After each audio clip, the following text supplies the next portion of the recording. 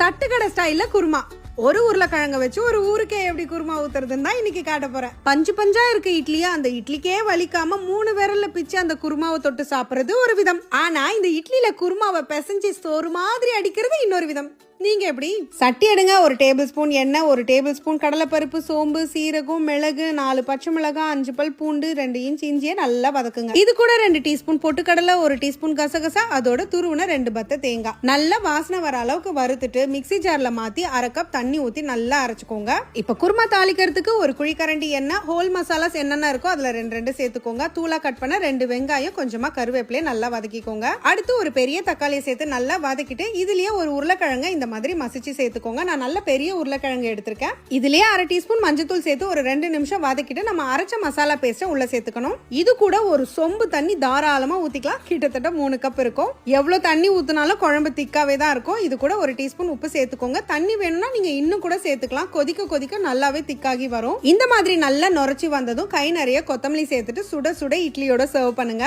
இப்ப தெரியுதா நம்ம தட்டுக்கடை அக்காவோ அண்ணாவோ ஜக்கு ஜக்கா எப்படி இந்த குருமாவை ஊத்துறாங்கன்னு? இப்படி செஞ்சா தானங்க கட்டுப்படி ஆகும். சோ உங்க வீட்லயே கூட்டம் அதிகமாகும் போது இந்த குருமாவை செஞ்சு ஜாமாங்க. எப்படி? தட்டுக்கடை ஸ்டைல்ல குருமா. ஒரு உருளைக்கிழங்க வச்சு ஒரு ஊருக்கே எப்படி குருமா ஊத்துறதுன்னு தான் இன்னைக்கு காட்ட போறேன். பஞ்சு பஞ்சா இருக்கு இட்லியா, அந்த இட்லிக்கே வலிக்காம 3 விரல்ல பிச்சு அந்த குருமாவை தொட்டு சாப்பிடுறது ஒரு விதம். ஆனா இந்த இட்லியில குருமாவை பிசைஞ்சு சோறு மாதிரி அடிக்கிறது இன்னொரு விதம்.